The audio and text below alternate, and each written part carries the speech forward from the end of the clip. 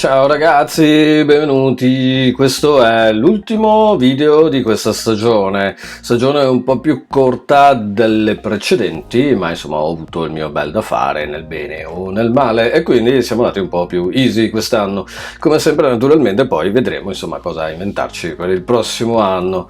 Oggi proseguiamo il discorso del lavoro sui blocchi di Gutenberg per fare questi piccoli tutorialini HTML e CSS che comunque sono sempre graditi, cosa buona e giusta, ok? Quindi prima di tutto, se avete piacere, mi sareste veramente di grande aiuto se mi aiutate a far crescere questa piccola community iscrivendovi al canale, dato che il 66% di voi che guarda i miei video non è iscritto al canale. Dopodiché, se volete lasciare un commento o un like, siete ovviamente benvenuti. Nel limite del possibile, dell'umano e dei giramenti di coglioni rispondo a tutti. Sigla!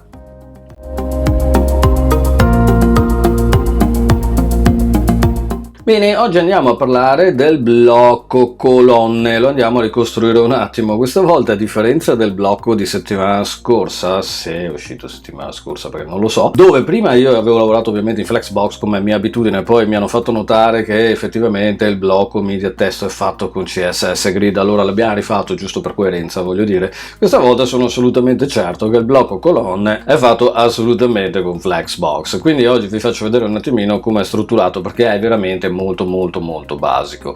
Allora mi sono preparato una cartellina con i soliti asset dove abbiamo la nostra struttura dell'HTML, un contenitore con un po' di spaziatura per andare a centrare i vari argomenti. Nel foglio di stile abbiamo il box sizing border box per avere il padding e i bordi interni riversati all'interno della misura del nostro div piuttosto che del nostro elemento, margin 0, padding 0, 0 il box model, la mia solita famiglia di font, il contenitore in percentuale, uno spacer per creare quel piccolo spazio sopra e sotto così vediamo meglio quello che stiamo facendo e un breakpoint da 7,68 per andare poi a elaborare la situazione nel mobile.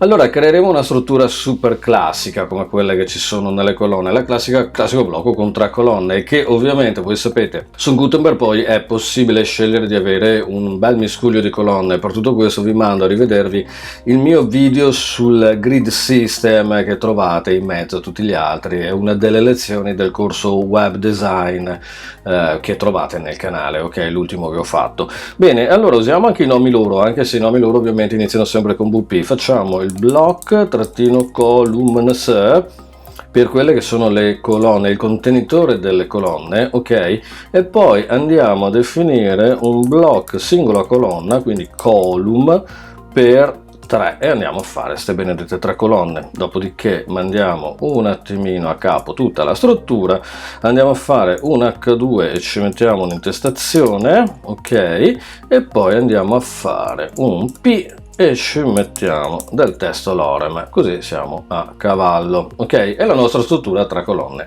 è fatta. Se andiamo quindi a ricaricare la pagina vedete che abbiamo già la nostra situazione dei 3 div che vanno ovviamente inevitabilmente uno sotto l'altro. Passiamo subito velocissimamente al foglio di stile e andiamo a richiamare il primo blocco, quello che fa da contenitore, block columns, le colonne al plurale, il blocco del contenitore. A questo blocco ovviamente gli dobbiamo dare un bel display flex e già facendo così ovviamente abbiamo la possibilità di andare a allineare questi elementi come potete vedere. Dopodiché andiamo a prevedere che nel mobile andranno una sotto l'altra e come da blocchi originali che ho studiato su Gutenberg andiamo a mettere un margin bottom da 1.75 em. Andiamo pertanto anche ad inserire una spaziatura tra le due colonne, loro vanno ad inserire un gap, ok, di 2 em che permette di avere uno spazio ovviamente tra le colonne che andiamo ad allineare. Se vado a ricaricare si dovrebbe già vedere, vedete, il gap. Quello che loro non fanno, che ho visto non c'è, è la definizione di una dimensione per la colonna che potrebbe essere fatta col width o col flex basis, anche se lavoro in maniera leggermente diversa. Questo mi permette di avere una certa versatilità versatilità nell'utilizzo delle colonne. Infatti, dato che Flexbox mette comunque tutto in riga, qualsiasi cosa andiamo ad inserire, se io vado qua e vado ad inserire ad esempio un'altra colonna senza dare le misure, queste ovviamente si vanno comunque a ridistribuire ed allineare, ok? Quindi è semplicemente una metodologia che hanno deciso di seguire. Poi obiettivamente bisognerebbe studiarla un po' più a fondo, ma a noi interessa capire il meccanismo di generale, non come loro hanno pensato di fare questa cosa, ovviamente. Per quanto riguarda adesso la singola colonna che andiamo a richiamare, facciamo un bel block column, una colonna singola, e alla colonna singola gli andiamo a dire, beh, intanto diamogli un bordo, ok, che così vediamo un attimino come sono piazzate.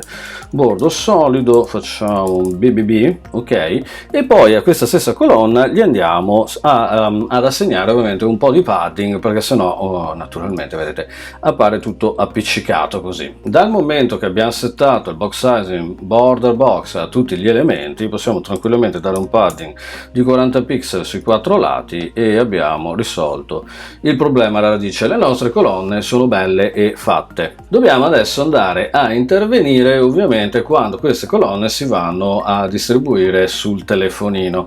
Quando andiamo nel breakpoint possiamo, cioè ce la risolviamo velocemente con un paio di regoline, ok, semplici. Quindi il block columns, quello che contiene tutto, gli possiamo tranquillamente andare ad assegnare un flex wrap con valore wrap, perché gli elementi sopra invece hanno il valore di default, quindi no wrap. Questo vuol dire che gli elementi vanno tutti nella stessa riga indipendentemente da quanto grandi sono, ovviamente, finché ci stanno, mentre il wrap permette di andare a mettere gli elementi uno sotto l'altro una volta che abbiamo dichiarato la loro dimensione. Questo a grandi linee è il meccanismo. Pertanto, anche se comunque vanno a capo, ok, è comunque buona cosa secondo me andare a dichiarare che il block column, quindi le nostre tre colonne, abbiano finalmente una dimensione. Qui possiamo decidere di utilizzare il basis e dargli una dimensione al 100% delle colonne, ma potrebbe andare benissimo anche il width come facciamo in altre situazioni, ok? Quindi questo flex wrap va a sovrascrivere il no wrap di default che li mantiene in riga, quindi mettendoli in colonna. Il flex basis 100% va a dare finalmente una dimensione alle colonne che qui su non ce le hanno, quindi si autodistribuiscono, ok? Cosa che a volte è un po' fastidiosa in Gutenberg effettivamente, a seconda degli elementi che abbiamo da inserire all'interno delle colonne che non sono perfettamente omogenee tra di loro, ma va bene, ok? Quindi fatto questo piccolo passaggio, noi andiamo a ricaricare la paginetta. Nel momento in cui stringo entrano nei 768, le nostre colonne si vanno a distribuire. Questo è il margin bottom che abbiamo dato prima e abbiamo creato il nostro blocco colonne. Il resto ovviamente sono elementi che andiamo ad inserire.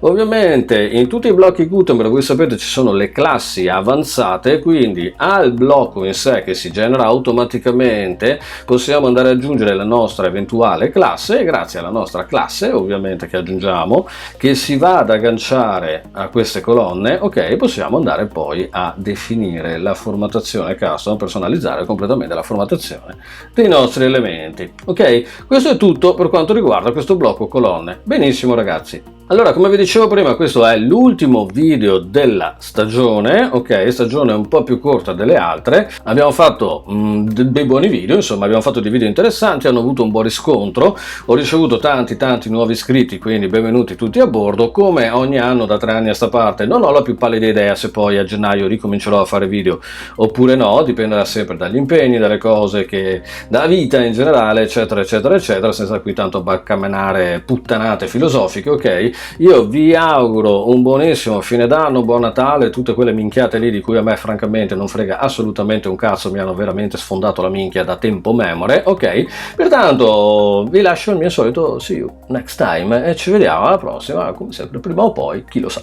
Ok, ci si becca in giro. Ciao guys, grazie mille.